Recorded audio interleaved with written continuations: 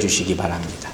여러분, 이 괄호 빈칸을 채우라. 여기 뭐가 들어갈 것 같아요? 뭐뭐만 가지면 진정으로 행복할 텐데. 여러분은 뭐가 있을까요? 내가 뭐만 있으면 정말 행복할 텐데. 각자 다르겠죠. 어떤 사람은 내가 좋은 집만 있으면 참 좋을 텐데. 어떤 사람은 내가 참 차를 사고 싶은데 멋진 차를 하나 가지면 내가 행복할 텐데. 어떤 사람은 내가 외모가 너무 잘생기지면 참 행복할 텐데. 다 필요 없어. 나 돈만 있으면 참 나는 좋을 것 같아. 또 우리의 간절한 소망이 있죠. 건강하면 참 행복할 것 같은데. 그죠? 건강하면 다 할 수 있으니까. 사람마다 다 이렇게 바라는 게 틀리단 말이에요. 근데 빈칸에 들어가는 말이 바로 우리의 삶을 지배하는 거예요.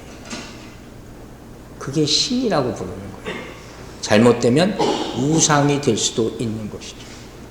이거 없으면 안 되는데 생각하는 것들. 사람 혹은 물건, 장소 다 틀리단 말이에요. 그래서 저는 목사이기 때문에 이 빈칸에 뭘 들어가길 여러분께 바라게 축원하겠습니까? 하나님의 이름이 들어가게 되길 주의 이름으로 축원합니다. 하나님만 가지세요. 그러면 행복하게 될 줄로 믿습니다. 이건 가져본 사람은 경험할 수 있는 거예요. 자, 드디어 10계명 강해의 마지막 시간이에요. 10번째 계명. 오늘 주제는 탐심이, greed라고 하는 게 커빗이라고도 얘기합니다. 자, 출애굽기 20장 17절 보겠습니다. 내 이웃의 집을 탐하지 말라. 내 이웃의 아내나 그의 남종이나 그의 여종이나 그의 소나 그의 낙이나 무릇 내 이웃의 소유를 탐하지 말라. 탐심이라고 그랬어요. 이 뜻이 뭔지 아세요? 여기 나와 있잖아요. 내 이웃의 소유를 탐내는, 가지려 하는 거예요. 여러분 이런 마음 가져보신 사람 있어요? 우린 다 있어요. 절대로 없다고 부인하지 마세요. 남의 것을 원한다는 개념은 이건 흔하기 흔한 거예요. 누구나 다 이런 마음 한 번 이상 가지고 있어요. 유명한 격언이 있어요. 남의 집 잔디밭이 더 파래 보인다. 미국 사람들이 자주 하는 말이에요. 옆집 잔디가 항상 잘 자라. 근데 우리 마당 잔디는 항상 죽어 있는 것 같아요. 왜 그럴까? 우리 한국 속담에 뭐가 있어요? 남의 떡이 커 보인다. 그렇죠? 음식도, 옷도, 자동차도, 집도 무엇이든 간에 다른 사람이 것이 더 좋아 보여. 내게 있는데. 그래서 꼭 저걸 갖기를 원하는 거예요. 각자의 욕망은 다 틀리죠. 때에 따라, 사람에 따라. 근데 한 가지 공통점은 다 내게 없는 게 저 사람은 가지고 있는 것 같이 보여진다는 거죠. 그 참 이상해요. 그럼 8계명, 8번째 계명이 뭐 있죠? 도둑질하지 말라. 그죠? 그것을 내면화한 게 바로 10계명이에요. 마음의 도둑질이죠. 정욕이라는 게 뭐예요? 마음으로 간음하는 거라고 그랬잖아요. 증오라는 게 뭐예요? 마음으로 살인을 저지르는 거잖아요. 그럼 탐욕은 뭐예요? 마음으로 저지르는 도둑질이란 말이에요. 이거 우리가 알게 모르게 수도 없이 저지르고 있다는 거예요. 그런데 가끔 이런 분들이 있어요. 저한테 와서 목사님, 나는 뭐 욕심은 없는 것 같아요. 나는 큰 욕심 없어. 다 큰 욕심 없대. 과연 그럴까? 그러면 어떻게 생각하세요? 탐심이라는 게 정말 나는 하나도 없을까? 내가 있는지 없는지 그 징후를 한번 검사를 한번 먼저 해보려고 해요. 내게 탐심이 있는지 없는지 알려면 몇 가지 방법이 있어요. 첫째, 내가 가지고 있는 것보다 더 많은 것 갖기 위해서 누군가에게 피해를 준 적이 있어요, 없어요? 있어요. 우리가 알게 모르게 이런 일을 행하고 삽니다. 이건 가장 큰 징후가 될 수 있죠. 그렇다면 그 사람은 분명히 탐심을 가지고 있는 거예요. 시편 10편 보세요. 2절. 악한 자가 교만하여 가련한 자를 심히 압박하오니. 이 말이 뭐예요? 고용주가 있어요. 그런데 일꾼들의 품삯을 제대로 지급하지 않는 경우 세상에 너무 흔하죠. 자기가 조금이라도 더 많이 갖기 위해서 이렇게 악독 고용주라고 얘기하는 사람. 이 사람은 분명히 그 안에 뭐가 있어요? 탐심이 있는 거예요. 문제는 계시록이나 이런 마지막 때에 대한 성경 구조를 보면 이때가 되면 경제적인 곤란이 극심해진다 그래요. 그때 뭐가 다 드러나요? 각자의 탐심이 다 드러나게 된다는 거예요. 이 부끄러운 일이 나타나게 돼요. 그런데 자기를 정당화하고 그게 결국 탐심이 되는 거예요. 두 번째, 탐심의 징후는 뭐냐? 돈에 미쳐 사는 거예요. 돈만 있으면 된다고 생각해요. 돈 더 벌기 위해서 재물을 더 많이 쌓는 데만 집중하는 사람. 분명히 이 사람 뭐예요? 탐심이 있는 것이죠. 이런 사람들이 주변에 있잖아요. 안타깝지만 있단 말이에요. 제가 오래전에 어떤 권사님 기도하는데 하도 비슷한 기도를 해서 제가 물어본 적이 있어요. 그분이 어떤 기도를 하냐면 항상 자식을 위해서 기도하는데 뭐 내가 비판을 하지는 않았지만 항상 똑같은 길이에요. 우리 자식이 돈 많이 벌게 해주세요. 항상 그 기도예요. 그 기도가 첫 번째고 그 기도가 마지막이에요. 그래서 내가 좀 물어보고 싶었어요. 돈 많이 벌어서 뭐 하려고 그래요? 예수도 안 믿는데. 제 목사 입장에서 그럴지 모르지만 여러분 기도에서 잠깐 얘기하자면 어떻게 해요? 기도는 여러분 보상이 아니에요. 이걸 알고 하세요. 내가 기도하면 하나님께 받을까? 이래서 기도하는 게 아니죠. 우린 하나님의 뜻을 듣는 거라고 그랬죠. 믿으시면 아멘 하시기 바랍니다. 기도는 보상이 아니에요. 우린 뭘 구하는 거예요? 은혜를 구하시기 바랍니다. 은혜를 쌓는 것. 돈을 쌓는 것보다 그게 더 중요한 거예요. 하나님의 음성을 더 듣게 해달라고 기도하시기 바랍니다. 말씀을 더 알게 해달라고 기도하시기를 주의 이름으로 축원합니다. 소유가 점점 많아지면 행복할 것 같죠? 거기에 매이게 돼요. 그 소유가 우리를 소유하게 돼요. 그게 주인이 되기 때문에. 이게 탐심의 징후라는 거예요. 자, 보세요. 마태복음 13장 22절. 가시떨기에 뿌려졌다는 것은, 이거 씨 뿌리는 자의 비유죠. 말씀을 들으나 세상의 염려와 재물의 유혹에 말씀이 막혀 결실하지 못한다는 거죠. 이게 나오잖아요. 재물의 유혹에 딱 막혀서 성령의 역사가 나타나지 않은 거예요. 여러분 어디든 가서 물건을 살 수가 있는 그건 죄가 아니에요. 그러나 그것을 유지하기 위해서 필요한 시간과 정력과 노력을 다 거기 쏟아 부은다면 그건 뭐예요? 그것이 탐심으로 말미암은 것이죠. 이렇게 사는 사람이 너무 많다는 거예요. 돈에 매이는 거예요. 그게 탐심이에요. 그게 탐심의 징후. 세 번째, 탐심의 징후를 어떻게 할 수 있느냐? 하나님으로부터 축복받았어요. 번영의 축복을 사람들과 나누려 하지 않는 것. 이게 탐심의 전형적인 징후. 나 혼자 꽉 쥐고 있는 것. 아주 티피컬한 예가 있죠. 바로 젊은 부자 관원에 관한 말씀이에요. 자, 마태복음입니다. 마가복음 10장 21, 22절 보세요. 예수께서 그를 보시고 사랑하사 이르시되 내가 아직도 한 가지 부족한 것이 있으니 뭐예요? 가서 내게 있는 것을 다 팔아 가난한 자들에게 주라. 그리하면 하늘에서 보화가 내게 있으리라. 그리고 와서 나를 따르라 하시니 이렇게 명하는 거예요. 젊은 부자에게. 그 사람은 재물이 많은 고로 이 말씀으로 인하여 슬픈 기색을 띠고 근심하여 가니라. 못하겠다는 거죠. 이 사람의 이유가 뭐예요? 이 사람 근본적인 문제가 뭘까요? 근데 이 앞구절을 보면 충격적인 얘기가 나와요. 자, 마가복음 10장 19절 20절 봅니다. 네가 계명을 안 하니 살인하지 말라, 간음하지 말라, 도둑질하지 말라, 거짓 증언하지 말라, 속여 빼앗지 말라, 내 부모를 공경하라 하는데 10계명이 다 나왔죠.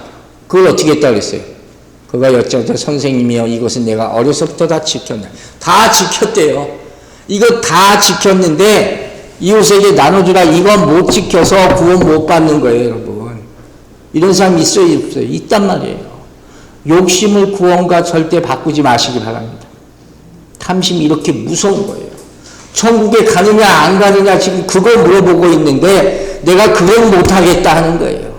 이게 탐심의 전형적인 징후가 되는 것이죠. 나누지 못하는 것. 가지고 한 것만 더 할게요. 탐심의 징후 뭐냐? 내가 소유한 그것에 만족하지 못하는 것. 내 삶의 모습을 가지고 항상 불평한. 불평은 입에 달고 다니는 사람들이 있어요.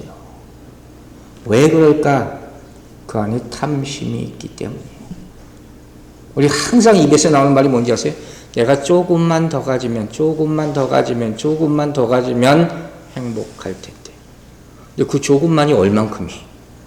사람마다 다르는 거 아니에요. 그 조금만 때문에 내 평생에 힘들어지는 거예요. 여러분 기도합시다. 하나님께서 그 사람에게 지금 현재 누리는 기쁨을 발견할 수 있게 되기를 간절히 기도합니다. 그게 은혜 받는 거예요. 불평하기 전에. 그런데 그럼에도 불구하고 이렇게 물어보는 사람이 있어요. 목사님, 뭘 바란다는 게 나쁜 건 아니지 않습니까? 어떻게 생각하세요? 그죠? 뭘 바란다는 게 나쁜 건 아니에요. 뭐 이렇게 나쁜 짓을 한 것도 아니고 누구나 갖기를 원하죠. 다 갖기를 원하는 거예요. 그게 그렇게 잘못한 건가? 제가 아침에 우리 이진이한테 물어봤어요. 너는 탐심이 뭐가 있는 거냐? 이렇게 푸드, 음식. 그랬더니 바로 물어봐. 아빠는 뭐가 있니? 탐심이. 아빠가 나는 음식 그렇게 꼭 좋아하지 않아. 그랬더니 바로 뭐라고 하는지 아세요? 내 방에 과자 있는 거 이렇게 보더니 저거 왜 거기 있니? 내가 방에다가 왜 과자를 갖다 줘? 아니 집사람이 준 건데 먹으라고 나 먹으라고 준 건데 그게 탐심이 아니잖아. 여러분 생각해 보세요. 누구나 욕망은 가질 수가 있어요. 근데 문제는 뭔지 아세요? 좋은 욕망과 나쁜 욕망이 있고 그 욕망을 어떻게 사용하느냐. 이게 중요한 거예요. 성경은 욕망을 좋은 데 사용하라 이렇게 말하는 거예요. 그럼 얼마나 좋은 데 사용해야 되냐? 그 가장 높은 레벨 척도를 갈라디아서 오늘 암송 구절이 알려주는 거예요. 5장 16절 갈라디아서 5장 16절 내가 이르노니 너희는 어떻게 해요? 성령을 따라 행하라. 그리하면 육체의 욕심을 이루지 아니하리라. 이 말씀이 꼭 떠오르기를 주의 이름으로 축원합니다. 어떻게 하라는 거예요? 하나님을 원하라는 거예요. 다른 것보다 성령을 갖기를 원하라는 거예요. 성령 충만하기를 단 한 번이라도 기도하기를 주의 이름으로 축원합니다. 좀 더 차원이 다른 욕망을 꿈꾸시기 바랍니다. 여러분이 큰 꿈을 가지고 기도할 때 큰 내 세상의 욕망이 아니라 그 세상의 욕망이 자연적으로 없어지는 거예요. 기도 응답은 그렇게 받는 거예요. 왜? 기도 응답은 누가 주시는 거예요? 하나님이 주시는 것이 내 뜻이 이루어지는 게 아니잖아요. 그 기도를 좀 바꾸시라는 거예요. 성경은 뭘 얘기하는 거예요? 문제는 내 욕망이 아니에요. 욕망 누구나 있는 거예요. 그것 남의 것을 잘못되게 사용하려고 내 것으로 잘못된 방법으로 만들려는 왜곡된 욕망. 이게 잘못됐다는 거예요. 그게 내 모든 지금의 문제가 어디서부터 시작됐는가 이걸 한번 분명히 점검해 볼 필요가 있다는 거예요. 그래서 지금부터 한번 파악을 해보려는 거예요. 탐심이라는 게, 이 그리드라는 욕망이라는 게 도대체 정체가 뭐냐 하는 거예요. 자, 아주 밑바닥부터 봅니다. 첫 번째, 이 탐심은 탐욕이죠. 이건 영적 질병이에요. spiritual disease예요. 병이에요. 병. 영적 질병. 뿌리가 깊은 거예요. 이걸 뭐라고 표현하면 root of all evil. 모든 만악의 뿌리다. 여러분 잘 아는 구절이 있죠. 디모데전서 6장 10절 보세요. 돈을 사랑함이 뭐예요? 일만 악의 뿌리가 되나니 이것을 탐내는 자는 미혹을 받아 믿음에서 떠나 많은 근심으로 자기를 찔렀도다. 그 결과가 계속 나오잖아요. 돈을 사랑함이 일만하게 뿌리다. 그런데 우리 다 돈을 사랑하잖아요. 그로 말미암아 어떻게 해요? 믿음에서 떠나게 된다는 게 하나님보다 더 돈을 사랑하니까 당연하죠. 결국 어떻게 해요? 모든 악한 결과가 나에게 임하게 된다 하는 거예요. 믿어주시면 아멘 해보시기 바랍니다. 자, 탐심이 모든 일만하게 뿌리, 죄의 원인이 되는 이유를 지금부터 성경 구절 몇 개를 들어서 설명할게요. 종류별로. 첫 번째, 이사야서 14장 13절 보세요. 내가 내 마음에 이르기를 내가 하늘에 올라 하나님의 뭇별 위에 내 자리를 높이리라. 내가 북극 지폐의 산 위에 앉으리라. 이 누구 말인지 아세요? 루시퍼. 사단이 된 천사 가운데 우두머리였어요.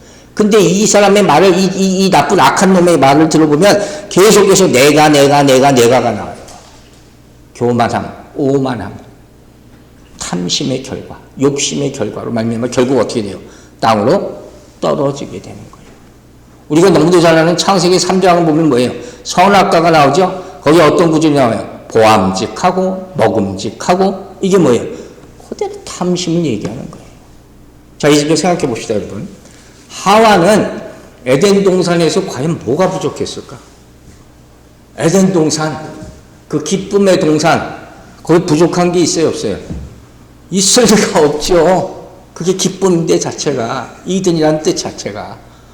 근데 왜 이런 짓을 했을까? 루시퍼는요, 그 높은 자리에서 뭐가 아쉬워서 하나님을 반역하고 떨어졌을까? 문제는 물질 자체가 문제가 아니에요. 여러분 잘 들으세요. 문제는 뭐예요? 내 마음의 태도예요. 물질을 보는. 그리고 거기에 만족하느냐 불만족하느냐 그 의지의 결정이에요.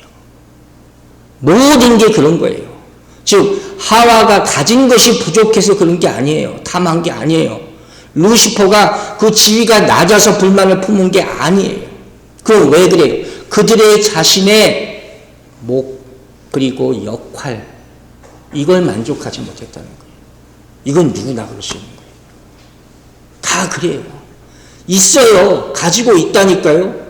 근데 그게 다가 아니라고 생각하는 거예요. 그래서 탐욕의 반대가 뭐예요? 만족, satisfy. 탐욕의 반대가 뭐라고요? 만족이에요.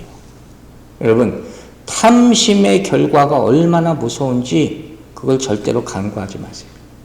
그 대표적인 예가 누군지 아십니까? 바로 다윗 왕이에요. 그죠? 우리아의 아내를 탐하잖아요. 보면서 바로 간음하게 돼요. 모든 것을 가졌던 왕이 그 이후로 평생 슬픔 가운데 살게 된다는 거예요. 여러분, 전도서 5장을 보면 은을 사랑하는 자는 은에 만족하지 못한다고 했어요. 우리가 가지고 있는 것이 이상하게 이게 더 좋은 게 있겠지, 더 좋은 게 있겠지 이렇게 생각하는 거예요. 그걸 어떻게 벌릴 수 있냐 방법을 딱 성경이 뭐라고 알려주는지 아세요? 하나님의 성소에 들어가고 나서야 그게 의미가 없다는 걸 깨달았다. 방법을 아시겠어요? 다른 것과 비교해서는 절대로 안 돼요. 이거 못 풀어요. 하나님을 만나시기 바랍니다. 하나님을 만나실 때 그 광대함 가운데 다른 모든 것이 아무것도 아님을 깨닫게 될 줄로 믿습니다. 그 깨달음이 있어야 돼요. 그래야지 탐욕이 없어지게 되는 거예요. 두 번째, 탐심의 뿌리가 탐심이 이 모든 죄의 뿌리가 된다는 예를 들을게요. 자, 마태복음 6장 25절. 그러므로 내가 너희에게 이르노니 목숨을 위하여 무엇을 먹을까 무엇을 마실까 몸을 위하여 무엇을 입을까 염려하지 말라. 목숨이 음식보다 중하지 아니하며 몸이 의복보다 중하지 아니하냐. 자, 뭐라고 그랬어요? 무슨 뭐가 문제예요? 염려하는 것이. 염려와 두려움 이것이 탐심의 백그라운드에 있어요. 잘 생각해 보세요. 우리가 왜 뭘 자꾸 더 갖고 싶어 할까? 없으면 불안해. 그렇죠? 두려워. 이 무서운 거예요. 탐심이 자라기가 제일 좋은 토양이 바로 두려움이라고 성경은 얘기해요. 여러분이 의지하는 게 뭐예요, 지금 현재? 진짜 하나님이 맞습니까? 돈이 아니게 되기를 바랍니다. 돈이 안전을, 내 미래를 보장해 준다고 생각하는 사람이 거의 대부분이에요. 그래서 어떤 위기나 두려움에 빠지면 하나님보다 뭘 선택해요? 돈을 먼저 찾게 된단 말이에요. 그래서 성경은 뭐라고 해요? 소유는 절대로 내 완전한 안전을 제공해 주지 않는다. 이거 환상에 불과한 거예요. 더 많이 필요하게 된다는 거예요. 성경은 뭐라고 해요? 예수 그리스도만을 신뢰하라. 왜? 그분이 신실한 분이기 때문이에요. 여러분 생각하세요. 지금 이 순간에 여러분 옆에 누가 있습니까? 돈이 있습니까?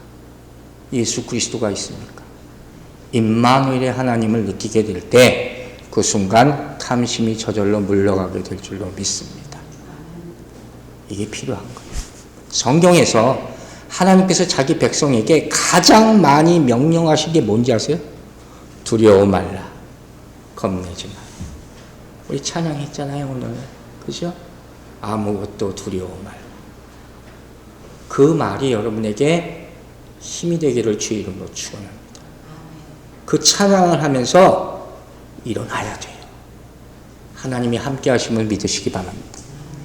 이 말씀이 370회 이상 나와 있대요, 성경에. 얼마나 많이 하나님이 강조하신 거예요. 나쁜 일이 벌어지지 않는다는 게 아니에요. 안 좋은 일이 벌어질 수 있지만 그럼에도 불구하고 나는 하나님께 모든 것을 의지하여 승리할 수 있다 하는 것이죠. 여러분, 우리가 하나님을 알면 알수록 우리의 두려움은 점점 사라지게 될 줄로 믿습니다. 주여 외치세요. 주여. 그게 가장 큰 힘이 되는 거예요. 그때 탐심의, 내가 준 탐심의 뿌리부터 다 뽑혀지게 될 줄로 믿습니다. 자, 탐심이 모든 죄의 뿌리가 된다. 세 번째에 요한 1서 2장 16절 봅니다. 이는 세상에 있는 모든 것이 육신의 정욕과 안목의 정욕과 이생의 자랑이니 다 아버지께로부터 온 것이 아니요 어디로부터 왔어요? 세상으로부터 온 것이니. 유명한 구절이죠. 하와가 받은 유혹이 어디로부터 온 거예요? 세상으로부터 온 것이라고 얘기하는 거예요. 세상으로부터 온 유혹이에요. 그죠? 여러분, 이거 누가 잘하는 건지 아세요? 광고하는 사람들. 죄송하죠.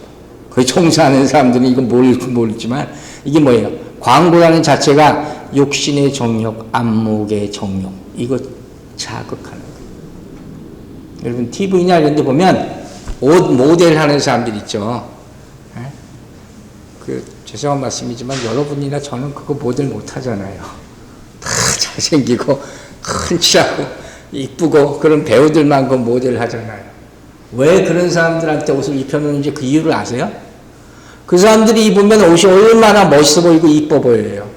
나도 입으면 그렇게 멋있고 이뻐 보일 것 같이 만들어주는 거예요. 그렇지 않죠. 그건 착각이죠. 그게 안목의 자랑이에요. 그게 안목의 정욕이에요. 거기 빠지지 마시기 바랍니다. 탐욕은 영적인 질병을 출발하는 거예요. 그래서 그 결과가 어떻게 되는지 아세요? 이제 사회적인 질병이 돼요. 이건 사회에 영향을 끼치는 거예요. 원인이 영적인 거예요. 그 결과는 항상 사회에 피해를 주는 거예요. 여러분, 다른 사람들이 가진 것을 내 거라고 생각해. 문제죠. 그건 아직 나타나지 않았죠. 그러나 그것을 빼앗기 시작해. 그러면 어떻게 돼요? 싸움이 생기죠. 세상에 위험한 일이 일어나는 거예요. 그 대표적인 게 뭡니까? 전쟁 아니에요. 저 나라의 땅을 빼앗고 싶은 거죠. 왜? 탐욕으로 말미암아. 반드시 이런 결과를 가져오게 된다 하는 거예요. 아주 우리 생활 가운데 아주 심플한 탐욕의 결과, 우리 탐욕을 자극하는 몇 가지 종들이 있어요. 그 중에 하나가 뭔지 아세요? 복권, 라를 사는 거. 정말 많은 사람들이 그거 사죠. 복권 사죠. 항상 그때부터 생각하는 게 있어요. 옛날에 아주 오래전에 그 조영규 목사님이 자기도 개척교회 때 2번 사봤다 얘기한 적이 있어요. 나 그 있지를 않아. 저는 이제까지 한 번도 사본 적은 없어요. 어떻게 하는지는 몰라. 가서 물어보기도 창피하고. 근데 한 2-3번 생각은 해봤어. 내가 솔직히 생각해보니까 저거 사면 어떨까? 생각은 내가 해봤다니까. 다소 탐욕이 있는 거예요. 그런데 누가 이러더라고요. 복권에 당첨될 확률보다 벼락 맞을 확률이 더 크대요. 복권 정말 안 맞는다는 거예요. 거기 돈 낭비하지 말라는 거예요. 벼락 맞을 확률이 더 크다니까. 그 탐욕이. 아주 안 좋은 탐욕이 뭔지 아세요? 바로 도박하는 거. 이거 정말 하지 말라 그러죠.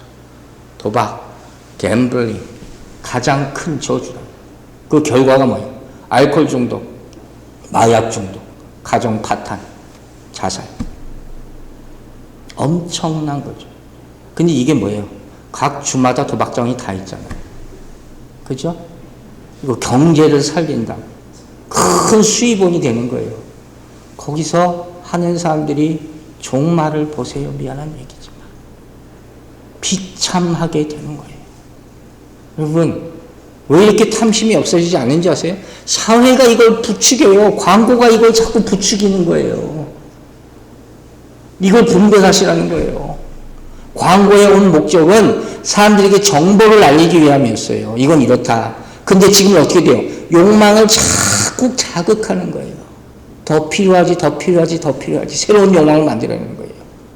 여러분, 차들이 다 멀쩡하잖아요. 몇 년을 타도 아무 문제가 없어. 근데 오늘 TV를 보니까 갑자기 멋있는 차가 나타나가지고 내 눈을 완전히 흘려버리는 거예요. 그 멀쩡한 차를 팔고 새 차를 사고 싶은 마음입니다. 이게 얼마나 무서운 거예요. 여러분 주의하셔야 돼요. 탐심은 나에게 만족과 성취감을 그 순간엔 약속해 주지만 그 절대로 이루어지지 않는 환상이에요. 기만이라고 얘기하는 거예요. 오히려 어떻게 정반대의 결과를 가져오게 되는 거예요. 실패의 나락으로 빠져 떨어지게 되는 거죠. 미디어라는 게 그런 거예요.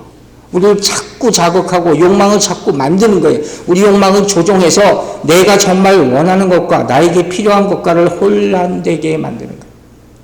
여러분이 필요한 것, 또 쓸데없이 원하는 것, 그것 잘 구별하시게 되길 주의 이름으로 축원합니다. 거기서 실패하지 말라는 거예요. 정말 이게 무서운 것, 중요한 이유는 뭔지 아세요? 하나님은 우리의 행위도 보시지만 뭘 봐요? 마음의 중심을 보신다. 그 중에 뭐예요? 이 사람이 정말 지금 원하는 것이 뭐냐? 이걸 딱 꿰뚫어 보고 계신다는 거예요. 여러분, 우리는 어떻게 지음받는지 아시죠? 하나님의 형상대로. 그죠? 하나님을 사랑하도록 지음받았음을 잊지 마시기 바랍니다. 그런데 하나님 이외의 것을 사랑하게 되잖아요. 그럼 그때부터 어떻게 돼요? 우리 마음이 변질돼요. 욕망의 나락으로 떨어지게 되는 거예요. 여기에 대한 교훈이 아주 중요한 교훈이 있죠. 누가복음 12장 보세요. 19절 20절. 또 내가 내 영혼에게 이르되 영혼아 여러 해 쓸 물건이 많이 쌓아두었으니 평안히 쉬고 먹고 마시고 즐거워하자 하리라 하되 하나님은 이르시되 어리석은 자여 오늘 밤에 내 영혼을 도로 찾으리니 그러면 네 준비한 것이 누구의 것이 되겠느냐 하셨어요. 돈 벌고 쌓아놓는 것에 몰두한데 하나님이 언제 그 영혼을 데려가실지 모릅니다. 헛된 것이 될 수 있다는 거예요. 여러분 오늘 한번 생각해 보세요. 여러분의 가장 큰 보물이 뭡니까? 예수 그리스도가 되길 바랍니다. 그 보물이 여러분 안에 있음을 잊지 마시기 바랍니다. 있어요, 없어요? 정말 있어요? 근데 밖에서 또 다른 보물을 왜 찾으려고 해요? 이게 우리의 문제란 말이에요. 내 안에 있는데, 주님이 보물이 있는데, 그죠? 내게 좋아 보이는 게 있어요. 누구나 있어요. 그러나 하나님이 허락하지 않는 게 있어요. 사람이든 물건이든 뭐든 간에. 그죠? 있어요, 없어요? 그것들의 마음이 가 있으면 정작 하나님께서 내게 허락하신 좋은 것을 보지 못해요. 이게 우리의 문제예요. 아시겠어요? 그게 뭔지 찾아보세요. 그래서 골로새서 3장 5절 계속 나왔죠. 탐심이 뭐라고요? 우상숭배다. 그래서 우상숭배예요. 하나님보다 더 사랑하는 것. 결국 다시 1계명으로 돌아가는 거예요. 자, 그러면 어떻게 이런 탐심, 누구나 다 있는 것, 이것과 싸워서 이길 수가 있을까? 여러분, 탐심은 질병이라고 그랬어요. 질병은 치유될 수 있음을 믿으시기 바랍니다. 어떻게 치유할 수 있느냐? 아까 얘기했죠? 탐욕의 반대가 뭐라고요? satisfy, 만족이라고 그랬잖아요. 우리가 세 가지에 만족하면 탐심을 이길 수 있어요. 첫 번째는 내 자신에게 만족하세요. 두 번째는 내 환경에 만족하세요. 세 번째는 내가 가진 물질에 만족하시기 바랍니다. 아시겠죠? 첫 번째, 나 자신에 만족하는 것. 이거 많은 사람들이 이거 못해요. 내 자신에서 너무 비하해. 내 삶도, 내 얼굴도, 내 가진 것도 아무것도 없다. 너무 비하해요. 이래서 인생이 힘들어지는 거예요. 예수 믿는 사람이 가장 기본적으로 할 것 중에 하나가 내 자신을 용납하는 거예요. 내 자신에 만족하는 법을 꼭 배우시기 바랍니다. 왜? 하나님이 여러분을 하나님의 형상대로 지으셨잖아요. 믿으십니까? 여러분 그렇게 귀한 존재예요. 독선자를 십자가에 못 박혀 죽게 할 정도로 귀한 존재임을 잊지 마시기 바랍니다. 그리고 각 사람을 다 다르게 창조하시고 각 사람에게 필요한 은사를 다 주셨다는 거예요. 물론 남의 떡이 커 보일 수는 있죠. 그러나 내가 가진 것도 좋은 게 많아요. 그래요, 안 그래요? 근데 왜 남의 것을 항상 좋다고 하냔 말이에요. 자, 고린도전서 12장 7절 보세요. 각 사람에게 성령을 나타내시면 어떻게 해요? 유익하게 하려 합니다. 각자에게 다 유익하게 하는 거예요. 여러분이 가진 것, 하나님이 주신 것을 말미암아 자신감을 되찾기를 주의 이름으로 축원합니다. 은사를 주셨으면 믿으시죠? 그거 사용하세요. 그걸 사용하기 시작할 때 다른 사람의 것을 부러워하지 않게 되는 거예요. 내 것이 없다고 생각하니까 아우 저 사람은 왜 이렇게 좋은 은사를 받고 나는 이런 말도 안 되는 얘기를 하는 거예요. 아시죠? 우리가 설교 앞서 찬송가 282장 불렀어요. 큰 죄에 빠진 날 위에. 제가 지난주 내내 이 찬양했어요. 큰 죄에 빠진 날 위에. 이게 그렇게 감동이 되더라고요. 회개하기도 하지만 마지막 후렴이 계속 나오는 말이 뭔지 아세요? 그대로, 우리 그대로 갑니다. 우리 본 모습 그대로 거저간다 하는 게 거저간다. 우리는 이 모습 이대로 하나님이 사랑받을 줄로 믿으시기 바랍니다. 그럴 때 모든 불만족이 해결되는 거예요. 만족하세요, 여러분에게 지금. 그 만족함이 탐욕의 뿌리와 욕심의 씨앗과 모든 불만족을 해결하게 될 줄로 믿습니다. 여러분 자신에 만족하세요. 두 번째, 뭐라 그랬어요? 우리 주어진 상황에 만족하시기 바랍니다. 자, 빌립보서 4장 11절 봅니다. 내가 궁핍함으로 말하는 것이 아니니라. 어떠한 형편에서든지 나는 자족하기를 배웠나니. 참 위대한 말씀이죠. 될 수 있을까? 근데 뭐라고 했어요? 자족하기를 배웠다는 거예요. 본능적으로 이 사람이 나는 항상 자족해요. 내가 가진 것에 만족해. 이런 사람이 세상에 어디 있어요? 배워야 되는 거예요. 바울사도가 앞뒤에서 뭐라고 했어요? 난 풍족하게도 살아보고 비천하게도 살아보고 다 해봤다. 어떻게 이렇게 될 수 있을까요?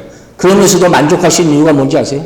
어떻게 상황, 내가 돈도 많이 써보고 없어보고 다 어려움에도 빠져보고 좋은 일도 있었고 하는데 나는 만족합니다. 왜? 자, 13절 보세요. 빌립보서 4장 13절. 내게 능력 주시는 자 안에서 내가 모든 것을 할 수 있느니라. 믿으시면 아멘 하시기 바랍니다. 오로지 이거예요. 내 상황이 바뀌지 않아요. 여러분 안에 있는 예수 그리스도의 능력이 극다되기를 주의 이름으로 축원합니다. 내 상황이 항상 푸른 초장이 아니라 마른 풀밭일지라도 예수 그리스도가 함께 하시면 만족하게 되기를 주의 이름으로 축원합니다. 그럼 바울의 일을 계속 둘 수밖에 없죠. 바울에게 뭐가 있어요? 육체의 가시가 있어요. 그죠? 안질인지 간질인지 모르지만 그걸 성경은 뭐라고 표현하셨어요? 그 누가 죽을 거예요? 사탄의 사자가 주었다. 이렇게 얘기해요. 그래서 바울이 3번에 걸쳐 기도하잖아요. 고린도후서에 나오잖아요. 이거 좀 데려가 주세요. 그러나 하나님이 응답했어요? 안 했어요? 안 했어요. 그러면서 이유를 알려주세요. 이거 좀 고쳐주시지 왜 안 고쳐주십니까? 뭐라고 그러셨어요? 자만하지 않게 하시려고 나를 연약하게 만드셨다. 그럼 납득되십니까? 교만하지 않으려고 그 질병을 그대로 두셨다. 그리고 그 다음에 위대한 말씀이 있어요. 나의 약한 데서 그분의 능력이 온전하게 된다. 믿으세요? 다시 한번 얘기합니다. 나의 약한 데서 누구의? 그분의 능력이 온전하게 됨을 믿으시기 바랍니다. 이걸 기뻐할 수 있어야 돼요. 이게 만족이에요. 아시겠어요? 나의 약한 데서 그분의 능력이 완전히 나타남을 나는 찬양합니다. 이게 진짜 만족이에요. 여러분의 삶의 곳곳에 사탄의 그림자들이 있어요. 흔적들이 있어요.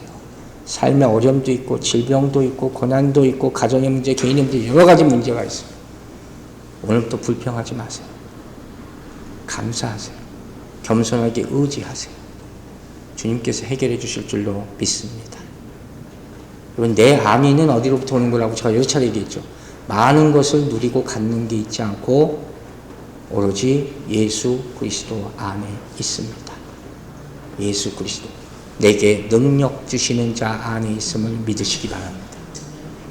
우리가 잘 아는 시편 23편 뭐라고 그랬어요? 내게 부족함이 없으리로다. 아멘입니까? 근데 그 다음에 무슨 얘기가 나와요? 내가 사망의 음침한 골짜기를 걸어갈지라도 두려워하지 않는 것은 쥐의 막대기와 지팡이가 나를 안위합니다. 여러분 믿습니까? 사망의 골짜기를 내가 지나가는데도 두려워하지 않는 이유는 그건 그림자에 불과하기 때문이에요. 거기 현혹되지 마세요. 그림자는 절대 우리를 죽이지 못합니다. 결국 하나님의 선하심이 여러분을 지켜줄 줄로 믿으시기 바랍니다. 나에게 만족하세요. 내 환경에 만족하세요. 세 번째, 내가 가진 물질에 만족하시기 바랍니다. 여러분 짧게 얘기하고 마칠게요. 내가 물질에 만족하는 것을 어떻게 증명할 수 있느냐. 세례 요한이 한 설교에 딱 나타나 있어요.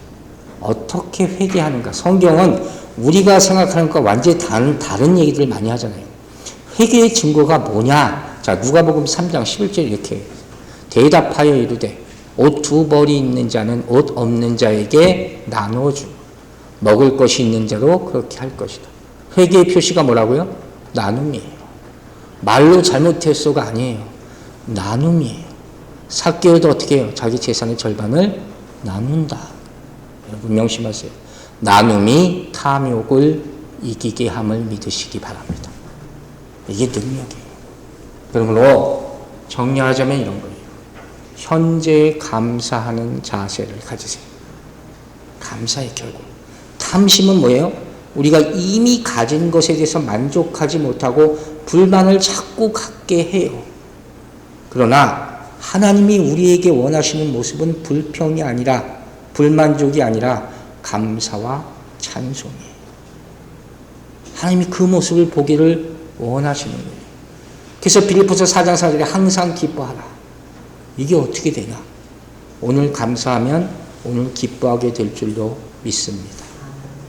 자, 공교롭게도 우리 지난 주간에 뭐가 있었어요? 블랙 프라이데이. 어마어마한 세일하는 그런 기간이 있었어요. 그 유혹을 여러분 잘 이겨내셨는지 모르겠습니다. 지금 또 인터넷으로 구입을 하니까 얼마나 사람들이 블랙 프라이데이에 돈을 쓰겠습니까? 여러분 오늘부터 이렇게 하세요. 이건 꼭 가져야 돼. 그 리스트를 만들지 마시고 이미 있는 걸 먼저 점검을 하세요. 그리고 감사하시기 바랍니다. 이 탐욕에 사로잡히면 더 하게 된다 그랬죠. 그러나 감사의 태도를 가지게 되면 어떻게 된다고요? 내가 가진 것이 얼마나 많은가를 깨닫게 되는 거예요. 그 하나님께 감사하게 되는 거예요. 아주 유명한 격언이 있어서 여러분과 나눕니다. 신발이 없다고 불평하는 사람은 발이 없는 사람을 만날 때 비로소 입을 다물게 된다. 무슨 말인지 아시겠죠? 그렇게 사는 사람도 있어요. 거기다 무슨 불평을 하겠습니까? 말씀 마칠게요. 서두에 제가 이 말을 했죠. 남의 집 잔디는 언제나 파래 보인다. 그게 이제 옳은 게 아니에요. 왜 그런지 이제 아시겠어요? 남의 집 잔디에 자꾸 내가 물을 주니까 그게 더 파래 보이는 거예요. 오늘부터 여러분의 잔디에 물을 주시기 바랍니다. 감사의 생수. 그걸 부어주세요. 탐욕의 반대가 뭐라고요? 만족이에요. 만족은 선택이에요. 감사함을 선택하세요. 이제부터 은혜로 이 모든 계명을 다 지키게 되기를 주의 이름으로 축원합니다. 기도하겠습니다. 아버지 하나님 감사합니다. 어떤 상황에서도 감사하게 해주시고 우리 안에 있는 탐욕을 인정하게 하여 주시고 그러나 잘못 사용되지 않도록 주님이 원하는 선한 것을 바라고 구하며 성령의 인도함을 따르는 그런 우리 마음의 욕망이 될 수 있도록 도와주시옵소서. 우리가 우리 스스로에게 만족하게 하여 주시고 우리 환경에 만족하게 하여 주시고 우리 가진 물질을 만족할 때 탐욕의 공격을 능히 물리치고 주께 감사와 찬송과 영광을 돌리게 될 줄로 믿습니다. 증인홀로 영광받아 주시옵소서. 감사드리며 예수 그리스도의 이름으로 기도했습니다. 아멘.